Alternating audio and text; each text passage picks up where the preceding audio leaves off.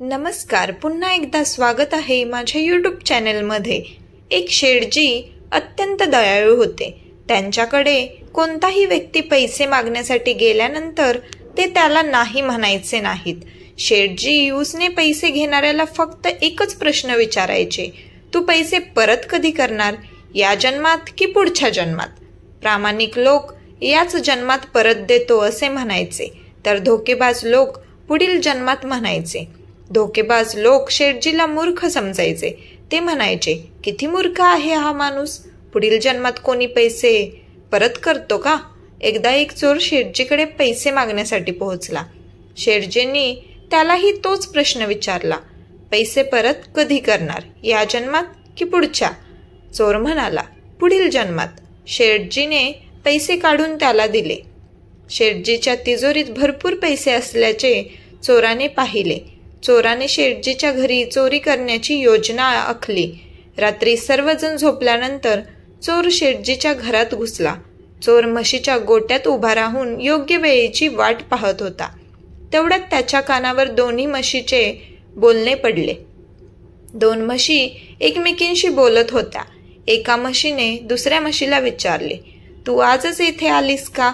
दुसऱ्या म्हशीने उत्तर दिले, हो, मी मागील जन्मात शेठजींकडून पैसे घेतले होते आणि ते आता फेडण्यासाठी आले आहे। तू केव्हापासून येथे आहेस? पहिल्या म्हशीने उत्तर दिले, मला येथे 3 वर्ष झाले आहेत। मी शेठजींकडून कर्ज घेतले होते आणि पुढील जन्मात परत देईल असे सांगितले होते। शेठजींकडून कर्ज घेतल्यानंतर माझा मृत्यू झाला आणि मी म्हैस बनून येथे आले। आता दूध देऊन कर्ज फेडत आहे। जोपर्यंत कर्जाचे पूर्ण पैसे जमा होत नाहीत, मला येथेच राहावे लागेल। चोर दोन्ही म्हशीचे बोलणे ऐकून चकित झाला। त्याला काय करावे काही सुचेना। त्याच्या लक्षात आले की कर्ज घेतल्यानंतर ते फेडावेच लागते, मग ते या जन्मात किंवा पुढच्या जन्मात। दुसऱ्या दिवशी चोराने शेठजीचे पैसे परत केले आणि चोरी करणेही सोडून दिले।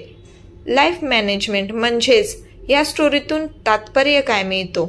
आपण एखाद्या सोबत वाईट वागताना कधीही विचार करत नाही की याचा आपल्या जीवनावर कसा प्रभाव पडेल।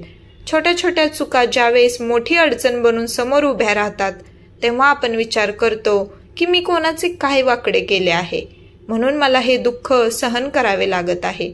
अशी परिस्थिती आपल्यावर येऊ नये यासाठी कधीच इतरांचे वाईट करू नये आणि असे करण्याचा विचारही करू नये। माझी कथा आवडली असेल तर लाईक करा, शेअर करा, कमेंट करा आणि चॅनलला सबस्क्राईब करायला विसरू नका। धन्यवाद।